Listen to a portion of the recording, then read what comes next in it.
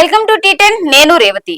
కవిత bail పై CM Revanth Reddy చేసిన వ్యాఖ్యలను petitioner తరపు న్యాయవాదులు ధర్మాసనం దృష్టికి తీసుకెళ్లారు.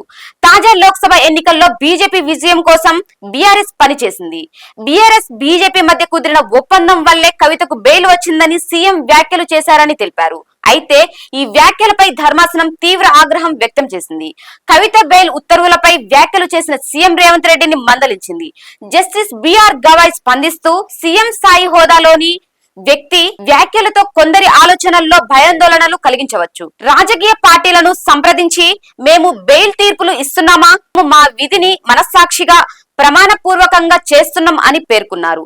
ఇదే సందర్భంలో జస్టిస్ కేవి విశ్వనాథ్ జోక్యం చేసుకుని ఇది ఒక సీఎం హోదాలో ఉన్న బాధ్యత గల వ్యక్తి చేయాల్సిన వ్యాఖ్యాన, సంస్థల పట్ల పరస్పర గౌరవం ఉండాలి, ప్రాథమిక కర్తవ్యం గౌరవం కలిగి ఉండాలి అని అన్నారు. సుప్రీంకోర్టు ఆదేశాలపై వ్యాఖ్యానించిన మహారాష్ట్ర సర్కార్ లో అడిషనల్ సెక్రటరీగా విధులు నిర్వహిస్తున్న ఐఏఎస్ అధికారికి కోర్టు ధిక్కార నోటీసులు జారీ చేసినట్టు గుర్తు చేశారు.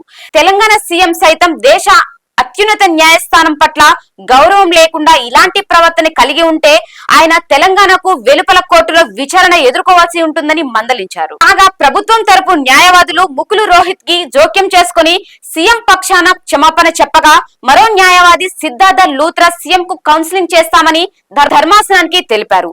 మరోవైపు పిటిషనర్ తరపు న్యాయవాది శేషాద్రి నాయుడు స్పందిస్తూ సుప్రీం గురించి సీఎం ఇలాంటి వ్యాఖ్యలు చేస్తున్నప్పుడు హైకోర్టు, దిగువ కోర్టుల్లో న్యాయమూర్తుల పరువు గురించి ఎలాంటి ఆందోళనలు ఉంటాయో ఆలోచించాలన్నారు. కాగా పీపీ నియామకం విషయంలో వి సురేందర్ రావు, ఉమామహేశ్వరరావు పేర్లు తెరపైకి వచ్చాయి.